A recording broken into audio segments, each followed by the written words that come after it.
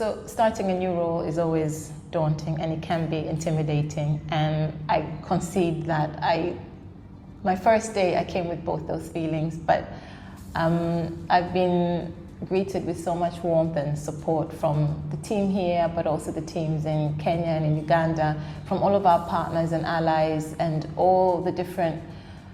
groups and stakeholders that Twaweza has been engaging with. I found open, receptive relationships and offers of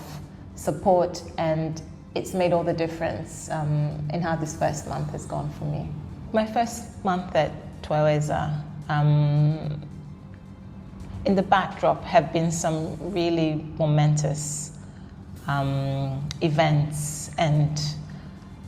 changes happening, and including in this region and in the countries where we operate. And I think what really comes to mind for me is the need to not just acknowledge but appreciate and respect the space that young people now occupy across our communities and in the countries where we work in. And for me, the idea of respecting that is being able to listen to them,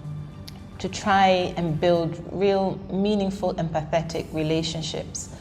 with young people, built less on fear and more about acknowledging and understanding they have genuine concerns, and equally they have genuine aspirations and dreams for their lives and the futures that they're building. And I think being able to really acknowledge that and think about how do we as civil society respond, but also more importantly, how do we think about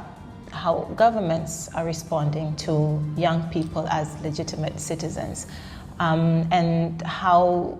we can better support and foster a relationship of trust and understanding between these different groups. For me, I think that's really come to the fore and is such an important question that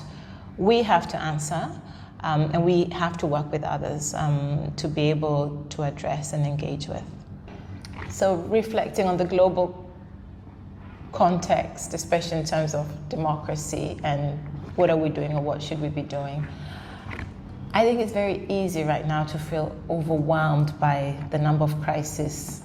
around the world. And I think it's very easy as well to start putting them on a scale or a spectrum, you know, and reflect on what are the sort of huge existential crises, and what are the smaller ones that we can ignore or forget just because we can't absorb all of them.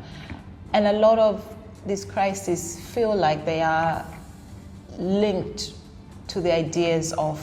what is truth, what is democracy, what are human rights, and how universal are all these concepts and their meanings to our lives and our work and our communities. I think there is a danger that in the midst of all this, the safest place for all of us is to retreat into ourselves, into our household, our families, our communities, those spaces where we feel we're safe, we can control. But the big question is then, what does that mean for solidarity? What does that mean for the kind of collective action and agency that we actually need to be building in order to counter all this crisis? So for me, a big call for us as civil society activists, for Twaweza and for our partners and allies, I think it is to refrain from that inward looking and to keep on being true to some of these principles that have been guiding our work and continue to guide our work, including how to strengthen partnerships, collaborations, how to build meaningful relationships of trust, and really how to look beyond just ourselves, and invest in building solidarity and in supporting collective actions across our communities, our countries, and beyond that. I'm not sure exactly what Twaweza will look like 5 years from now, but my hope is that